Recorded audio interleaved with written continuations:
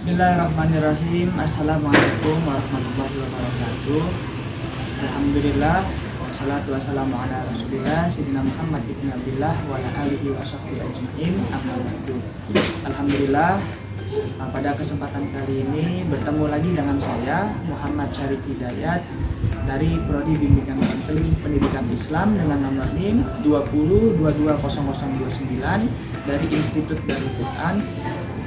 Pada kesempatan kali ini saya akan menjelaskan dan juga mempraktekkan apa itu teknik attending, teknik responding, teknik personalizing, dan juga teknik initiating dalam proses bimbingan konseling. Maka dari itu, bagi teman-teman semua yang ingin mengetahui video selengkapnya, silahkan ditonton dan disaksikan video berikut ini.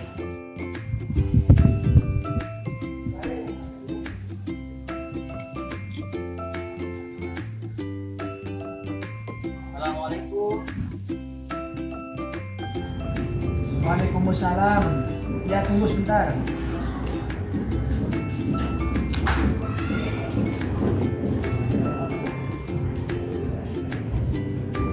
Mari, silakan masuk. Silakan. Kita bisa duduk di sini.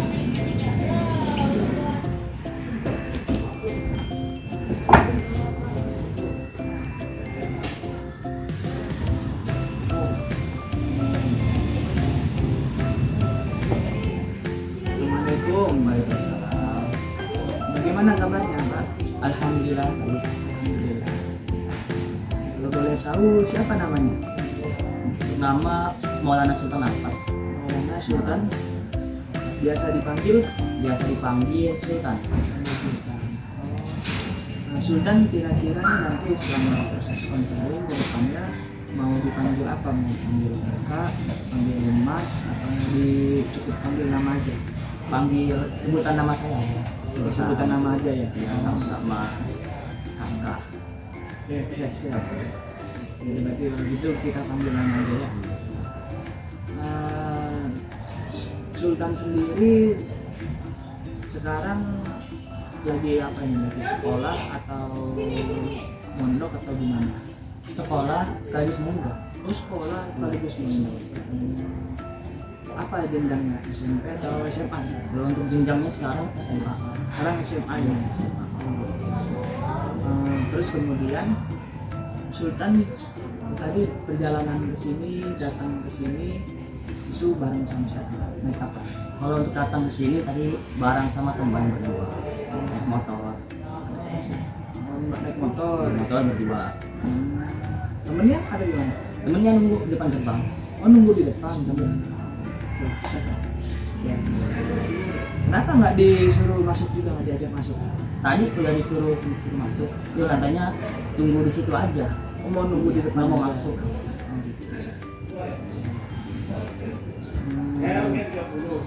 Tapi gimana di perjalanan? Lancar atau ada kendala macet di mana? Alhamdulillah sih lancar. Lancar, nggak ada macet-macetannya. Sebelumnya Sultan datang ke sini tahu dari mana? Kalau untuk tahu tempat ini ya teman saya yang katanya sudah pernah melakukan proses konseling, dan kemudian saya diarahkan untuk datang ke tempat ini yang katanya tempat ini melakukan proses konseling. Oh begitu. Berarti kalau temennya Sultan itu udah pernah datang ke sini? Sudah pernah. Tapi kalau Sultan sendiri belum Pernah, baru pertama kali. Oh gitu. Sebelumnya udah tahu belum apa yang dimaksud dengan konseling? Kalau untuk pengertian konseling belum tahu sih. Masih belum tahu ya? Masih belum tahu. Tapi kalau gitu, izinkan saya untuk menjelaskan sedikit apa sih yang dimaksud dengan proses konseling itu. Boleh saya jelaskan? Jadi begini, proses konseling itu merupakan proses pemberian bantuan yang diberikan oleh seorang konselor kepada konselornya dalam menghadapi masalahnya. Yang mana pada saat ini yang bertindak sebagai konselor itu saya pribadi, dan Muhammad Syarif Hidayat sebagai konselor dan Sultan sebagai konselor. Terus juga nanti di dalam proses konseling ini Sultan bebas menceritakan apa saja keluhan yang ada yang dialami tanpa takut rahasianya ataupun ceritanya terbongkar oleh orang lain. Jadi tidak perlu khawatir, tenangkan. Itu sekelumit ataupun sekilas tentang pengertian konseling. Bagaimana kira-kira sudah mengerti apa itu proses konseling? Sudah mengerti ya? Ya sudah, kalau begitu tentu saja pasti tujuan Sultan ke sini datang ke sini untuk melakukan proses konseling untuk curhat masalah yang dialami kan? Betul begitu? Kalau begitu silakan diceritakan apa saja nantinya. Sultan nggak perlu khawatir karena dalam proses konseling ini semua curhatan dari klien itu akan kita jaga sebaik-baik mungkin agar tidak ketahuan oleh orang lain, termasuk ke keluarga Sultan sendiri, orang tua, orang terdekat, ya, pokoknya ini semua rahasianya aman. Terus kemudian juga Sultan bisa dengan sepenuh hati menceritakan apa saja masalah-masalahnya, ya, yang bikin hati, yang bikin beban pikiran, mungkin itu bisa dicurhatin aja semuanya ya. Jadi terbuka aja kalau kita ya, terbuka dan juga bersifat rahasia, perlu khawatir. Oke, jelas.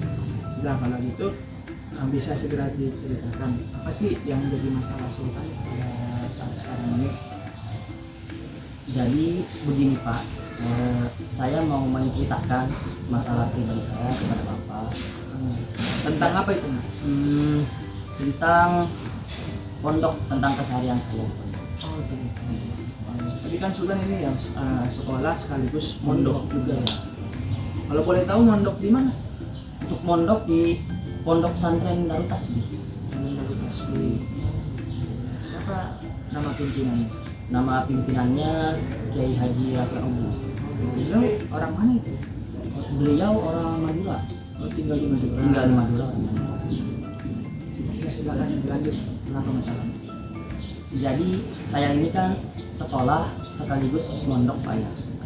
Jadi saya agak kurang bisa mengatur waktu saya dengan baik dikarenakan jam kegiatan di pondok yang sangat padat, sehingga saya kurang bisa mengatur waktu saya dengan baik, sehingga saya sering telat atau terlambat untuk masuk ke sekolah.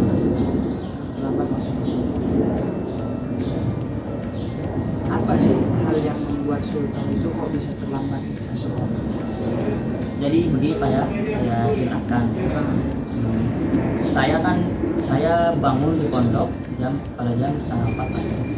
Setelah itu saya melakukan persiapan untuk melakukan salat tahajud berjamaah di musola. Setelah selesai melaksanakan salat tahajud berjamaah, itu dilanjut dengan pembacaan Al-Quran. Membaca Al-Quran mulai dari juz 1, juz 30, juz 29 sampai menjelang subuh. Setelah menjelang subuh, saya melaksanakan salat subuh berjamaah. Setelah itu disambung dengan pembacaan Ridul Latif, terus disambung dengan pembacaan Nazm Aqidatul Awal. Setelah itu saya bersiap-siap untuk pelaksanaan ta'lim subuh, untuk pelaksanaan pengajian subuh yang berlangsung dari jam 5:30 pagi sampai jam 6:30 pagi. Jadi sejam ya, pelaksanaan waktunya sejam dari jam 5:30 sampai jam 6:30 pagi. Nah setelah itu baru santri boleh ada yang makan, ada yang mandi, pokoknya siap-siap untuk berangkat ke sekolah.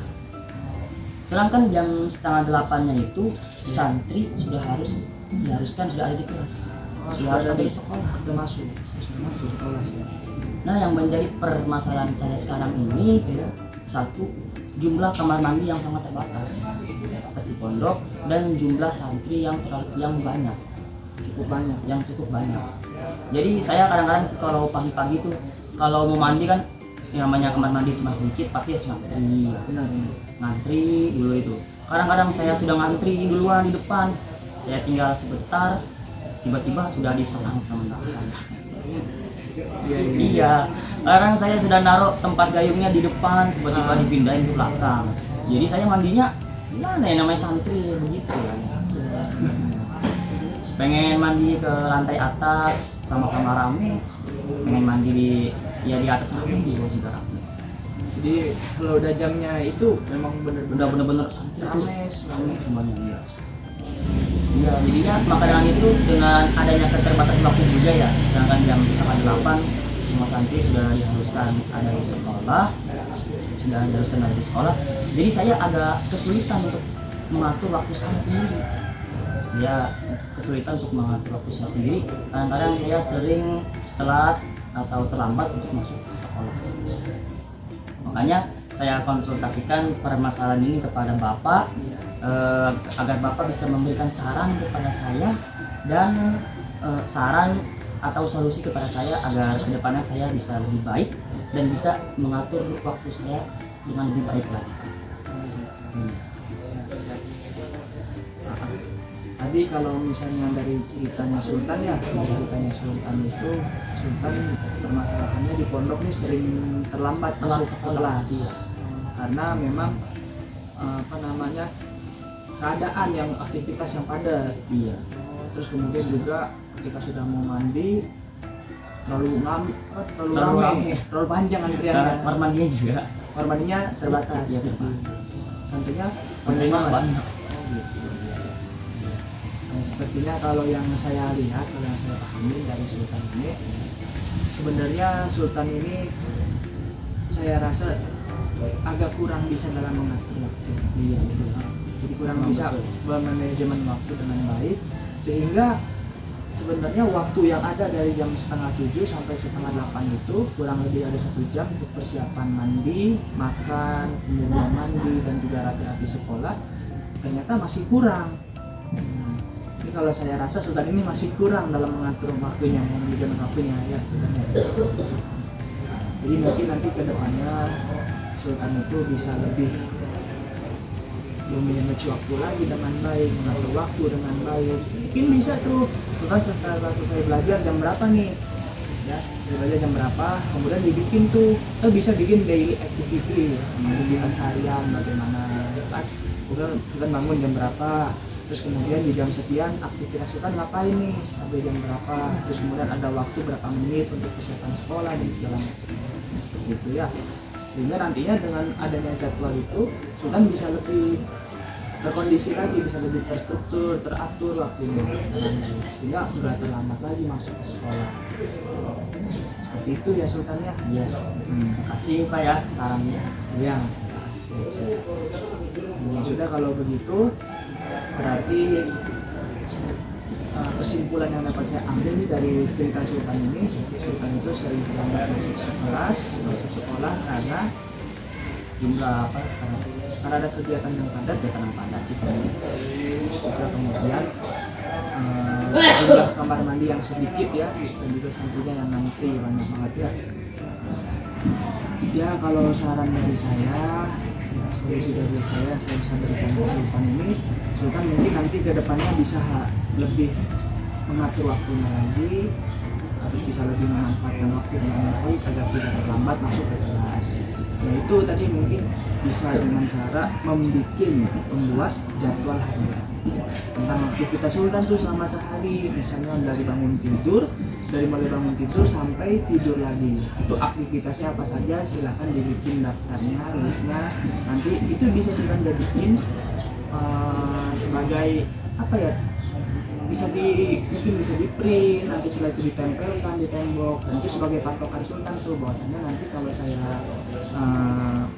mau aktivitas, mau ngelakuin apa-apa, saya ada patokannya. Oh ternyata jam segini saya harus ngelakuin ini, jam sekian saya harus ngelakuin ini, gitu. Seperti itu ya Sultan ya. Terus kemudian juga Sultan juga harus bisa menentukan mana nih pekerjaan yang penting terlebih dahulu. Mungkin antara makan dengan mandi, mana yang harus bisa lebih diutamakan. Mungkin kan bisa makan gitu lah, mungkin bisa mandi dulu, kalau makan bisa nanti istirahat atau bagaimana. Atau mungkin mau makan dulu, mandinya bisa nanti siang. Kita diatur, dipilih mana yang lebih penting terlebih dahulu. Seperti itu ya Sultan ya. juga harus bisa pintar-pintar cari waktu, cari cari kesempatan. Kalau emang di jam segitu lagi rame, oh mungkin kita bisa mandi pas waktu subuh, sebelum anak-anak bangun sudah bisa mandi dulu, sehingga nanti paginya sudah nggak terlalu ngantri, baru udah kita bisa sekolah dengan gitu ya. Jadi ntar masuk sekolahnya nggak terlambat lagi karena dengan sudah teratur waktunya, sudah teratur dengan baik waktunya. Nah, seperti itu ya. Bagaimana Sultan penjelasan yang saya sampaikan tadi selama proses konseling sudah berjalan, apakah bisa dimengerti dan sudah cukup jelas? Alhamdulillah sudah jelas. Mungkin dengan adanya proses konseling ini saya agak sedikit terbantu, dan mungkin nanti ke depannya saya akan menjadi lebih baik dan bisa lebih mengatur waktu saya dengan lebih baik dengan yang telah apa yang telah Bapak sarankan tadi. Mengikuti arahan saya ya. Apa aja tadi saran yang kita sudah sepakatin? Sarannya seperti misalnya mengatur waktu, ya kan, dan juga membuat jadwal seharian. Ya Sultan ya, itu diterapkan dan bikin tuh jadwalnya bagaimana? Bikin jadwal itu ya. Iya. Jadwal keseharian. Jadi ada lebih terarah, lebih terfokus. Gitu ya, kurang. Jadi sudah cukup jelas ya. Alhamdulillah. Bagaimana, sudah lega? Lega Ya. Iya, sekarang udah agak lega. Terus sudah, kalau begitu kurang lebihnya mohon maaf jika ada perkataan saya yang salah selama tadi proses konseling. Saya minta mohon dibukakan pintu maaf yang sebesar-besarnya. Sudah, kalau begitu harap saya ucapkan terima kasih banyak sudah berkenan datang ke sini, hadir ke sini. Semoga kedepannya kalau ada masalah-masalah lagi bisa datang ke sini ya. Kami di sini, saya dan saya pribadi khususnya sangat terbuka bagi siapapun yang datang ke sini untuk menceritakan masalah. Sudah, kalau begitu saya akhiri, saya tutup proses konseling ini dengan mengucapkan alhamdulillah. Sekali lagi terima kasih banyak sudah berkenan hadir di sini, meluangkan waktunya. Semoga apa yang saya sampaikan dapat bermanfaat. Assalamualaikum warahmatullahi wabarakatuh. Waalaikumsalam warahmatullahi wabarakatuh. Masuk.